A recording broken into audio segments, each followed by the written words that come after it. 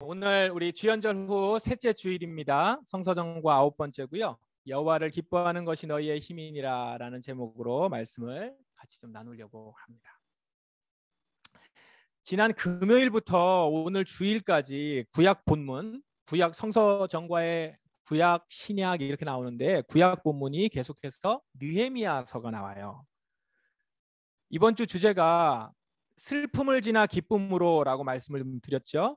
그 말씀 주제를 가지고 말씀을 함께 보십시다라고 말씀을 드렸는데 이번 느헤미야서 본문 목요일부터 나오는 목, 금, 토, 주일 여기에 나오는 느헤미야서의 본문은 이 주제를 아주 잘 보여주고 있습니다. 지난주 금요일 날 금요기도회 때도 좀 나눴는데 금요일 본문을 기억하세요? 느헤미야가 예루살렘의 고국의 소식을 듣고는 슬퍼합니다. 그 슬퍼하는 것으로 느헤미야 그 본문이 시작해요. 그리고 오늘 이제 볼 주일 본문 마지막에 가면 어떻게 끝나냐면 기뻐하라 여호와를 기뻐하는 것이 너희의 힘이니라 라고 말하는 장면이 나옵니다. 그러니까 슬픔으로 시작해서 기쁨으로 가는 것을 보여주고 있어요. 슬퍼하는 느헤미야가 어떻게 백성들에게 기뻐하라 라고 외칠 수 있었는지 오늘 이 부분을 같이 한번 보도록 하겠습니다. 느헤미야서의 본문 오늘 우리가 같이 읽었는데요. 포로 생활에서 돌아온 이스라엘 백성들이 수문 앞 광장에 모였습니다. 물문이라고 써 있고 수문 이렇게 얘기합니다. 수문 앞 광장에 모였어요. 거기에 느헤미야와 함께 에스라가 있었습니다. 에스라는 제사장이면서 율법학자였어요. 광장에 모여있는 백성들에게 에스라는 모세의 율법책을 읽어주기 시작합니다. 아마도 그가 읽어준 말씀은 아마 신명기 말씀이었을 거예요. 아침부터 한낮까지 율법책을 쭉 읽었다고 합니다. 말씀만 읽은 것이 아니라 그 말씀을 풀어서 설교를 했습니다. 말씀을 읽는 동안 그리고 설교를 듣는 동안 백성들은 손을 들고 아멘 아멘 하기도 하고 엎드려서 얼굴을 땅에 대고 경배하기도 하고 막 그렇습니다. 한번 생각해 보세요. 어떤 모습인지. 그러다가 하나 둘 백성들이 흐느껴 울기 시작합니다. 통곡을 하는 사람들도 있어요. 자, 백성들이 왜 이랬을까요? 단지 말씀이 너무 은혜로워서만은 아닐 것입니다. 지금 백성들은 폐허가 된 옛 도시에 와 있어요. 고국에 돌아온 겁니다. 고국에 돌아왔지만 예루살렘은 자신들이 알고 있던 예전의 그 모습이 아닙니다. 찬란했던 솔로몬 성전은 완전히 무너졌고요. 도시 성벽은 이것이 성벽인지 돌무더기인지 모를 정도로 처참합니다. 백성들은 에스라가 전하는 말씀을 들으면서 깨닫게 됩니다. 아, 폐허가 된 이 도시가 조상들의 불순종의 결과였구나. 하나님이 그토록 오래 참으셨다는 사실. 그렇게 오래 참으셨음에도 불구하고 우리 조상들이 하나님의 말씀을 끝까지 듣지 않았구나. 조상들뿐만 아니라 자신들도 동일하게 지금 불순종의 죄를 짓고 있구나. 이런 것들을 이제 인정하게 되니까 이 폐허된 도시 앞에서 말씀을 들으면서 회개하게 되는 거죠. 회개하게 되면서 울게 되고 통곡을 하게 되는 겁니다. 자, 그런 엎드려서 울고 있는 백성들에게 느헤미야가 말을 합니다. 오늘은 주의 거룩한 날이요 슬퍼하지 마시오. 여호와를 기뻐하는 것이 곧 여러분에게 힘이 될 것이요. 백성들에게 슬퍼하지 말라고 합니다. 오늘은 거룩한 날이고 주님의 날이기 때문에 기뻐하라는 거예요. 여호와를 기뻐하는 것이 힘이 될 것이다. 위로하고 격려합니다. 기쁨이 힘이라는 거죠. 지금 기쁨을 이야기하고 있습니다. 그래서 느헤미야는 백성들에게 기뻐하라라고 얘기하고 있어요. 기쁨을 이야기해요. 기쁨이 힘이라는 거다. 오늘 성서정과 복음서 말씀, 누가복음 말씀도 비슷한 말씀을 전합니다. 예수님이 회당에서 이사야서를 읽었습니다. 그 이사야서의 말씀이 이 말씀이에요. 주님의 성령이 내리셨고요. 기름을 부으셔서 가난한 자에게 복음을, 포로된 자에게 자유를, 못 보는 자에게 볼 수 있음을, 억눌린 자에게 해방을, 그렇게 주님의 은혜의 해를 선포하셨다. 그렇게 선포할 자가 올 것이다라는 거예요. 그러면서 이 말씀을 읽고 나셔서 그 책을 덮으시면서 이렇게 얘기하시죠. 오늘 이 말씀이 너희들이 듣는 가운데 이루어졌다. 이렇게 얘기하는 겁니다. 이 말이 뭐예요? 바로 예수님이 그 은혜의 해를 선포하는 바로 그 사람이다. 그분이다라는 것이죠. 내가 은혜를 선포하는 사람으로 이 땅에 왔다라는 겁니다. 그것을 그 예언이 성취되었다. 예수님으로 인해서 해방이 임했고 기쁜 소식 자유가 선포됐다는 것이죠. 이 말씀이 뭡니까? 예수님은 우리에게 자유를 주시는 분이고 기쁨을 주시는 분이라는 거예요.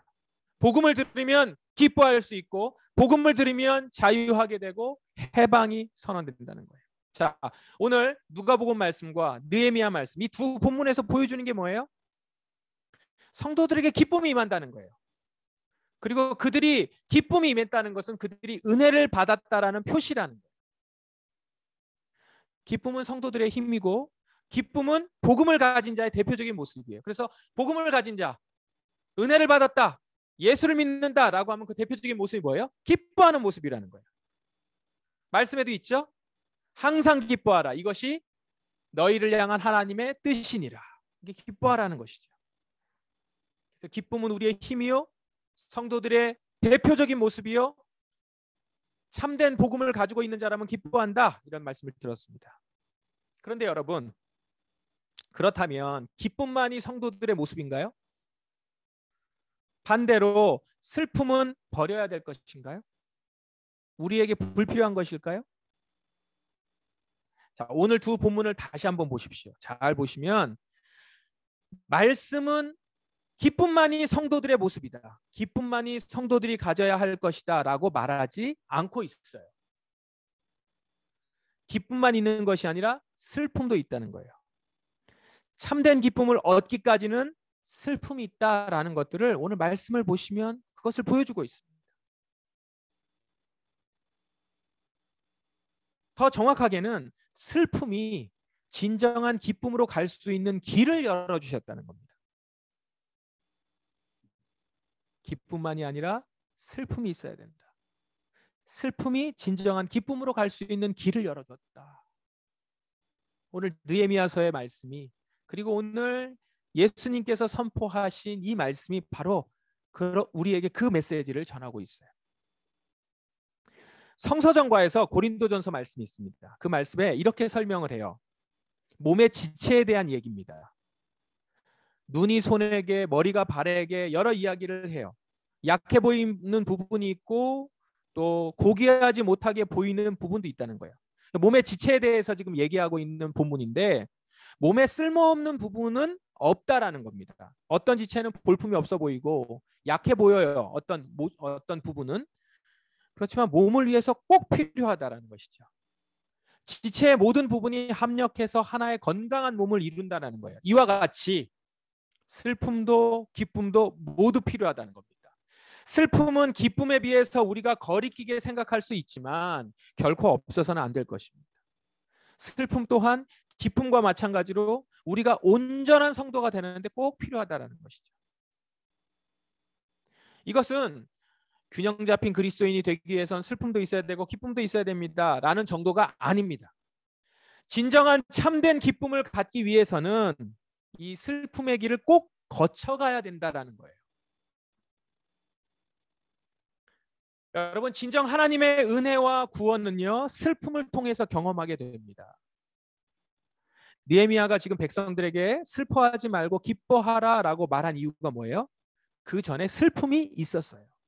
그런데 그 슬픔 가운데서 백성들은 하나님을 만날 수 있었던 거예요. 느헤미야도 그렇게 하나님을 만났고요. 지금 백성들이 그렇게 하나님을 만날 수 있어요. 그 하나님을 만나 회개합니다. 회개를 통해서 하나님의 은혜가 찾아온 거예요. 그렇기 때문에 하나님을 만난 사람은 절망하지 않고 기뻐할 수 있는 겁니다. 그래서 여호와를 기뻐하는 것이 너희의 힘이니라 라고 말하는 것이죠. 그냥 기뻐하라, 무작정 기뻐하라 라고 얘기하지 않고 여호와를 기뻐하는 것, 여호와를 기뻐하는 것이 너희의 힘이니라. 슬픔을 통해서 주님을 만나 그 주님 안에서 기뻐하게 됐다라는 거예요.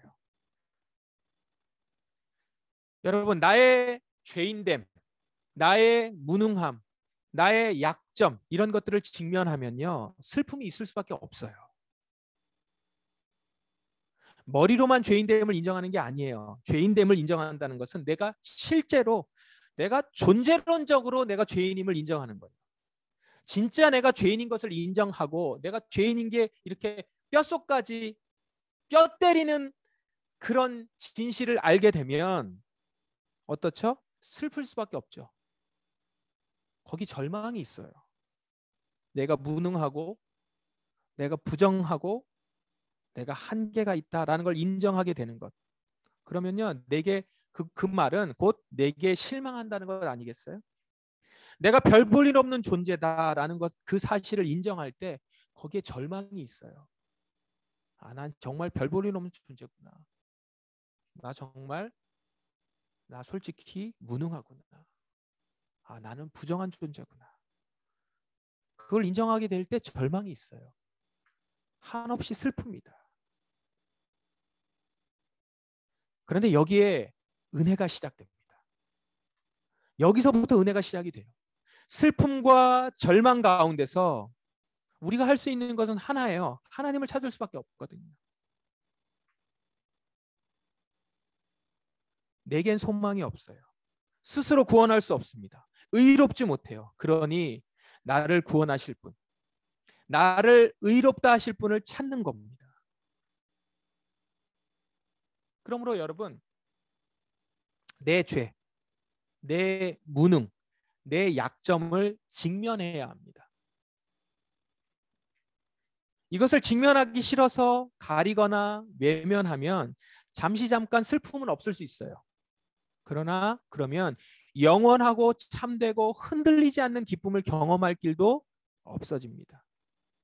아프지만 슬프지만 나의 연약함, 나의 죄, 나의 부정을 직면하는 거예요. 나의 무능을 직면하는 겁니다. 나의 죄를 직면하는 거예요. 그렇게 되면 하나님을 만나는 길이 열립니다. C.S. 루이스가 이렇게 얘기했어요. 슬픔은 상태가 아니라 과정이었다. 슬픔은 그냥 슬픈 상태가 아니라 과정이었다는 거예요. 마치 긴 골짜기를 가는 것 같다고 해요. 긴 골짜기를 가는 것 같다. 이게 무슨 말이냐면 슬픔의 길을 가면서 그 길을 가면서 어떤 경치를 만나요. 새로운 것을 봐요. 그 길을 가면서 나의 새로운 모습을 보면서 놀라기도 하고 그게 좋은 놀람이기도 하고 좋지 않은 놀람이기도 하죠. 그러면서 새로운 것을 계속 경험하는 거예요. 내가 슬픔의 길을 가면서 내가 이제까지 걸어왔던 길과 연결하여서 그 가운데서 새로운 길로 가게 되는 거예요. 그리고 그 끝에 하나님을 만나서 그분의 능력과 의로움과 구원을 덧입게 되는 거예요. 그렇게 슬픔의 길을 가서 진정한 기쁨에 도달하게 되는 것입니다. 그래서 단지 슬픔은 상태가 아니라 과정이라는 거죠. 보십시오. 예수님이 선포하신 은혜의 해, 그 은혜의 해가 누구에게 임해요? 가난한 자에게, 포로들에게, 갇힌 자에게, 안 못 보는 자에게, 억눌린 사람에게 임해요. 이 말은요, 자신이 가난한 자임을, 자신이 죄로 갇힌 자임을, 자신이 영적으로 어두운 자임을 깊이 인정하고 절망 가운데서 소망을 찾는 자에게, 그런 사람에게 진정한 복음과 자유와 빛과 해방이 임한다라는 것입니다. 그냥 은혜가 누구에게나 임하는 것이 아니라 자신이 가난한 자임을, 자신이 죄로 갇힌 자임을, 자신이 영적으로 어두운 자임을 인정하는 자에게 말입니다. 반대로 나는 가난한 사람임을 인정하고 싶지 않은 사람, 나는 가난하지 않아, 내가 지금 보지 못하고 있다는 것을 인정하고 싶지 않은 사람, 내가 못 보는 것이 어디 있어, 나는 마음대로 살고 싶어, 나는 지금도 자유로워, 그렇게 생각하는 사람, 자신의 한계와 슬픔을 인정하지 않는 사람, 이런 사람들은 예수님의 은혜의 해가 필요하지 않은 거예요. 내게 그런 은혜의 해가 필요하지 않아요. 내게 그런 슬픔이 찾아온다는 것을 인정하지 않아요. 내가 그렇게 절망 가운데 있다는 걸 인정하지 않아요. 거절하는 겁니다. 그러니 하나님의 은혜의 해도 선포되지 않습니다. 은혜의 해도 없는 거예요. 하나님의 은혜로 갖게 되는 진정한 기쁨도 누리지 못합니다.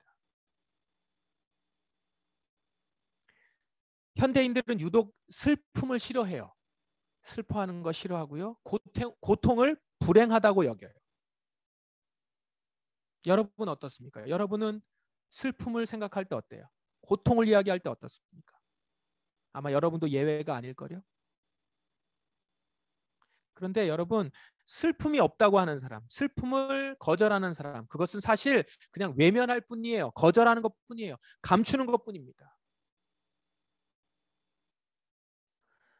이렇게 슬픔을 외면하면 진정한 기쁨도 없어요. 기쁨을 추구하기는 해요. 스스로 기쁨을 찾아다닙니다. 그런데 그 기쁨이 여러분을 만족시키지 못해요. 끝까지 만족시키지 못합니다. 결국은 공허해지고 말 거예요. 사랑하는 성도 여러분, 기쁨만이 성도가 가지는 축복이 아닙니다. 슬픔이 있어요. 그 슬픔을 거절하지 마십시오. 그 슬픔이 여러분을 진정한 축복의 자리로 이끌 것입니다. 자기를 부인하는 일, 자신의 한계와 부정함을 인정하게 되면 슬픔과 고통이 있어요. 나를 부정하는 것, 나의 한계와 나의 연약함을 인정하게 되면 거기에는 슬픔이 따르고 고통이 있어요. 스스로 무언가를 하거나 이룰 수 없다는 것을 고백하는 것은 괴로운 일입니다. 그런데 그 슬픔을 직면하면 여러분에게 은혜의 해가 시작될 거라는 겁니다. 나의 무능을 고백하고 나의 교만을 인정하고 내가 죄에 묶여 행동하고 살아가고 있음을 시인할 때 여러분에게 주님의 은혜의 해가 선포될 것입니다. 가난한 여러분의 심령에 기쁨이 임할 거예요. 묶여있는 여러분의 마음에 자유가 임할 것입니다. 보지 못하던 주의 나라를 보게 될 것입니다. 은혜의 해가 여러분의 인생 가운데 삶에 선포되는 것입니다.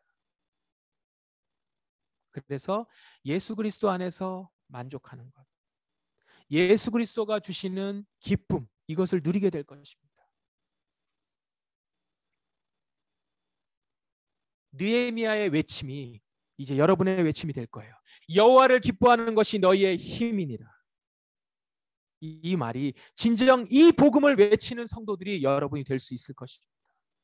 그리고 여러분의 삶을 통해서, 여러분의 이 외침을 통해서 이 복음이 세상에도 증거될 것입니다. 진정으로 여호와를 기뻐하는 것만이 우리의 힘입니다. 나의 연약함을, 나의 슬픔을, 나의 고통을 직면하여 그 길을 통하여 주께 나아가는 자. 그래서 주님을 만나 여호와를 기뻐하는 것이 너희의 힘이니라. 이것이 여러분의 인생 가운데 여러분의 삶을 통해서 외쳐지고 증거되기를 바랍니다.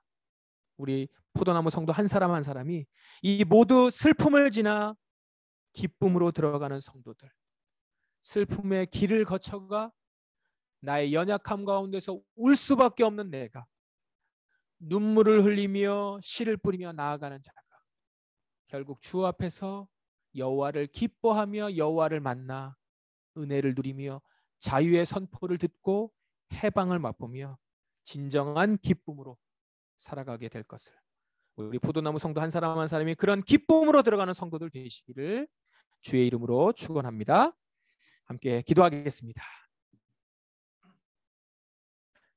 여호와를 기뻐하는 것이 너희의 힘이니라.